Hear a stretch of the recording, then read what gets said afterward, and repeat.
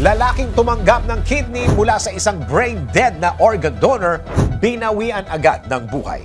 Maraming hayop ang pinapaiwas sa atin dahil sa panganib na dala ng mga ito. Pero sa isang pambihirang pagkakataon, isang lalaki mula sa Michigan ang pumanaw matapos umano siyang ma-infect ng rabies mula sa kanyang kidney donor na idineklarang brain dead matapos makalmot ng isang hayop.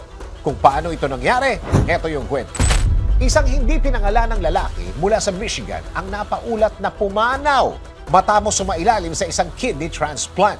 Ayon sa report ng Centers for Disease Control, ang donor ng lalaki ay isang deceased man mula sa Idaho na idineklarang brain dead matapos makonfine sa ICU ng ilang araw.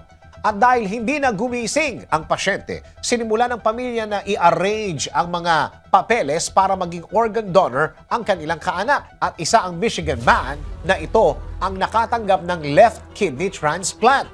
Batay sa mga doktor, matagumpay na naisagawa ang procedure ng transplant. Pero pagkalipas daw ng 5 linggo, nagsimula raw makaranas ang lalaki ng tremors, leg weakness, confusion at urinary inconsistence o tinatawag na kawalan ng kontrol sa pag-ihi. Kaya naman dinala sa ospital ang lalaki at na-admit ng may lagnat, hirap sa paglunok, senyales sa pagkakaroon ng hydrophobia at dysautonomia, automatic nervous system dysfunction. Umabot din umano sa punto na isinailalim na siya sa isang machine ventilator dahil nahirapan na itong huminga. Pero sa kasamaang palad, pumanaw siya pagkatapos niyang maospital sa loob ng 1 linggo. Batay sa tests na isinagawa ng ospital pagkatapos pumanaw ng lalaki, nadiskubre ng mga doktor na may rabies daw sa laway, neck, skin at brain tissue ang lalaki. Pero paliwanag ng pamilya ng lalaki na walang naging contact sa kahit na anong hayop ang pasyente na maaaring posibilidad para magkaroon ito ng rabies. Kaya naman muling binalikan ng mga doktor ang naging kidney donor ng lalaki kung saan natuklasan nilang nakalmot pala ito ng skunk 1 linggo bago ito pumanaw. Pero sa isang pambihirang pagkakataon, walang nakitang rabies sa left kidney ng pasyente. Bagkus, nakitaan ito ng rabies virus, RNA, sa biopsy ng right kidney ng nasabing kidney donor. Pero hindi ito mula sa skunk, kundi mula ito sa isang bat. Batay sa investigasyon, 3-step transmission chain kung tawagin ang naging sitwasyon ng mga pasyente kung saan ang skunk ay na-infect ng isang bat. Dahilan para ma-infect din ang nasabing donor pagkatapos itong makalmot.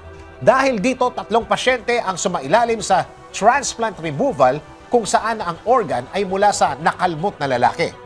Iginit naman ng mga eksperto na mababang tsansa lamang ang risk na maaaring makakuha ng rabies ang mga tao sa pamamagitan ng organ donor tissue transplantation. Ikaw, anong gagawin mo kung isa ka sa mga taong may organ donor na may rabies?